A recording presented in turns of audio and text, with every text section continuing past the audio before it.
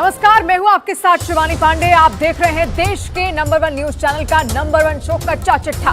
कच्चा चिट्ठा में आज सबसे पहले बात उस रिपोर्ट की जिसमें यूक्रेन युद्ध में अब तक का सबसे बड़ा नरसंहार हुआ है। रूस के इस खौफनाक हमले को देखकर अमेरिका तक कांप गया है, जबकि ज़ेलेंस्की ने साफ कहा है कि रूस पूरे यूक्रेन को पूरी तरह से तबाह करने पर आमादा है।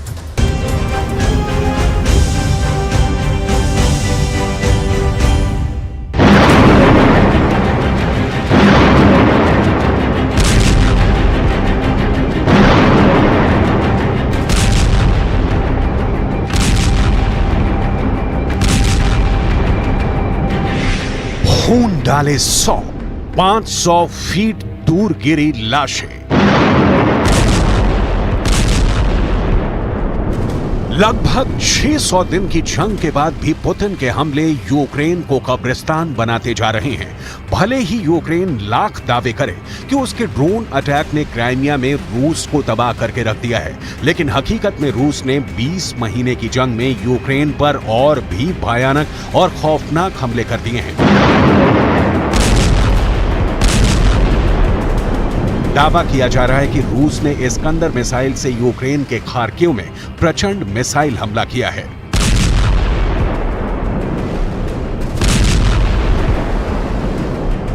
एक के बाद एक कम से कम 3 मिसाइलों ने खार्किव के एक रिहाई वाले इलाके को भस्म कर डाला है।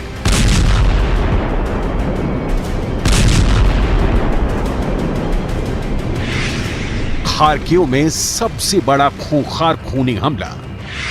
खार्किव यूक्रेन मार्केट, रोजा कैफे। रोजा खबरों के मुताबिक 5 अक्टूबर को रूसी सेना ने ध्वनि से 6 गुना तेज रफ्तार वाले इस्कंदर मिसाइल से यूक्रेन के खार्किव में हमला किया है। खबरों के मुताबिक रूस का इस्कंदर मिसाइल से हमला खार्किव के रोजा गांव में उस वक्त किया गया जब 60 से 70 लोग एक मार्केट में मौजूद थे। इसके अलावा कई दर्जन लोग कैफे में बैठे हुए थे। इस्कंदर मिसाइल ने पहले रोजा की मार्केट पर हमला किया, फिर रोजा गांव के कैफे पर हमला किया। इस्कंदर मिसाइल का यह हमला इतना तीखा और तेज था कि मौके पर मौजूद 90% लोग जलकर राख हो गए, जबकि आधा दर्जन से ज्यादा लोग बुरी तरह से जख्मी हैं। Я был на работе, мне звонок и сказали, что прилетела ракета, где находился мой отец. Когда я приехал сюда, увидел все, что происходит. Отец находился в этом помещении, где проходили поминки. Ракеты уже прилетают туда, где хоронят людей. इस्कंदर मिसाइल ने उड़ाया आधा शहर। जरा देखिए, खौफनाक और तबाही की तस्वीरों को देखिए जो खार्किव में रोजा गांव की हैं। आग की लपटें, चारों तरफ बिखरी लाशें, तबाह इमारतें चीख चीख कर कह रही हैं कि रूस के इस्कंदर मिसाइल ने खार्किव के रोजा को पूरी तरह से तबाह और बर्बाद कर दिया है। खाने पीने की चीजें खरीद रहे लोगों पर जब 800 किलोग्राम के इस्कंदर मिसाइल ने धमाका किया तो वहां मौजूद लोगों की लाशें 500 फीट दूर जाकर गिरी हैं। रूस के इस्कंदर मिसाइल 9K720 इस्कंदर ने यूक्रेन में भयानक तबाही मचाई है। इस मिसाइल की ताकत और हमला करने की क्षमता को देख अमेरिका की नींद उड़ी हुई है। ज़ेलेंस्की और बाइडेन को भी समझ में नहीं आ रहा कि यूक्रेन पर रूस के खूंखार मिसाइल हमलों को कैसे रोकें। It is incredibly horrifying for the people of Ukraine, for the folks who are like yourselves, your colleagues who are reporting this on the ground. And it is for these families and these kids.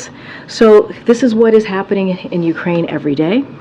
This is why we're doing everything that we can to help Ukraine, to help the brave people of Ukraine to fight for their freedom, to fight for their democracy. खून डाले 500 feet दूर गिरी लाशें। लगभग 600 दिनों की जंग के बाद रूस ने उन इलाकों को भी जीतना शुरू कर दिया है जहां रूसी सेना की पकड़ काफी कमजोर मानी जा रही थी। पिछले एक हफ्ते से यूक्रेनी सेना दुनिया भर में हवा बना रही है कि 4 जून 2023 से शुरू हुआ यूक्रेन का काउंटर अटैक अब रूस पर बहुत तेज हो चुका है। यूक्रेन के टॉप कमांडर तो यहां तक दावा कर रहे हैं कि उन्होंने रूस की पहली रक्षा पंक्ति को पूरी तरह से ध्वस्त कर दिया है और दूसरी और तीसरी रक्षा पंक्ति पर यूक्रेनी सेना भयानक हमले कर रही है। लेकिन हैरानी की बात तो यह है कि पिछले 48 घंटे में रूसी सेना ने ऐसा भीषण हमला किया है कि अब यूक्रेन को पूर्वी यूक्रेन के साथ साथ दक्षिणी यूक्रेन के भी खोने का खतरा पैदा हो गया है। हम आपको आगे बताएंगे कि रूसी सेना ने दक्षिणी यूक्रेन के किन किन इलाकों में यूक्रेनी सेना और उनके घातक हथियारों के चीथड़े उड़ाए हैं। पहले आप ये जान लीजिए कि खार्किव में रूस के इस्कंदर मिसाइल हमले में क्या क्या तबाही हुई है। रोजा पर पुतिन का हाहाकारी हमला। खार्किव के रोजा गांव पर रूस ने इस्कंदर मिसाइल से हमला किया है। यूक्रेन की सेना के दावों के मुताबिक रूस का हमला दोपहर 1:15 पर हुआ है। उत्तर पूर्वी यूक्रेन में रोजा का छोटा सा गांव जहां पर यह हमला हुआ है। हमले में 51 यूक्रेनी नागरिक मारे जा चुके हैं, जबकि 6 बुरी तरह से जख्मी हैं। रोजा कोपियान से लगभग 30 किलोमीटर पश्चिम में स्थित है। राष्ट्रपति वोलोडिमीर ज़ेलेंस्की ने रोजा पर रूसी हमले को पूरी तरह से जानबूझकर किया गया आतंकवादी हमला करार दिया है। ज़ेलेंस्की ने लिखा, रूसी आतंक को रोका जाना चाहिए। जो लोग प्रतिबंधों से बचने में रूस की मदद करते हैं वो अपराधी हैं। जो लोग अभी भी रूस का समर्थन करते हैं वो बुराई का समर्थन कर रहे हैं। Наразі у нас встановлена 51 особа. Точніше, є тіла 51 людини, 31 людина особистості встановлені. Є ще, на жаль, рештки тіл, які будуть проведені експертизи, по яким, і я думаю, що кількість може збільшитися людей, що сьогодні постраждали внаслідок обстрілу. यूक्रेन की थल सेना के सर्वोच्च कमांडर जनरल ओलेक्जेंडर सेरेस्की के गर्मियों तक चलने वाला यूक्रेन का काउंटर अटैक रूसी सेना के ताबूत में कील साबित होगी। लेकिन हैरानी की बात तो यह है कि यूक्रेन के काउंटर अटैक के जवाब में रूस यूक्रेन पर काउंटर जीत हासिल करता जा रहा है।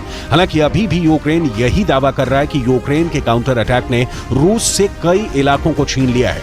खास तौर से दक्षिणी यूक्रेन में ज़ेलेंस्की जीत के दावे कर रहे हैं, जबकि यूक्रेन के जनरल ओलेक्जेंडर सेरेस्की दूसरी तरफ चेतावनी देते हुए कह रहे हैं कि रूस ने दक्षिण यूक्रेन के साथ साथ पूर्वी यूक्रेन में भीषण हमले की जबरदस्त तैयारी कर चुका है। ऐसे में यूक्रेन के इन दावों पर कैसे भरोसा किया जाए कि 600 दिन में यूक्रेन ने रूस के 2,82,000 से ज्यादा सैनिकों को मार डाला है।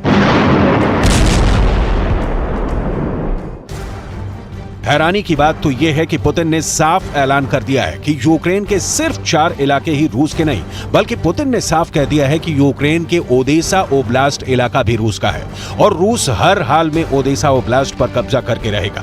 जरा देखिए पुतिन का प्लान क्या है। रूस यूक्रेन के डोनेस्क, लुहांस्क, ज़ापोरिज़िया और खेरसोन पर कब्जा कर चुका है और अब यूक्रेन के ओदेसा शहर पर नजरें गड़ा दी हैं। 30 सितंबर 2022 को यूक्रेन के 4 इलाकों में रूस ने जनमत के बाद उन्हें रूस में मिला लिया था।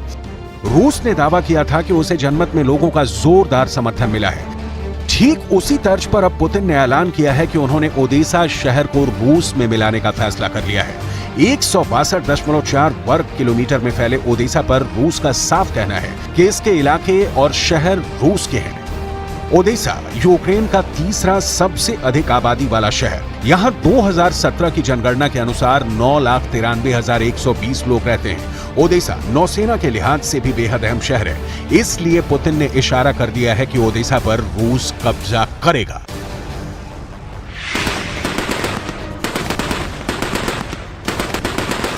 इधर रूस के रक्षा मंत्री सर्गेई शोइगु के मुताबिक इस वक्त दक्षिणी यूक्रेन का ज़ापोरिज़िया इलाका युद्ध का केंद्र बन चुका है।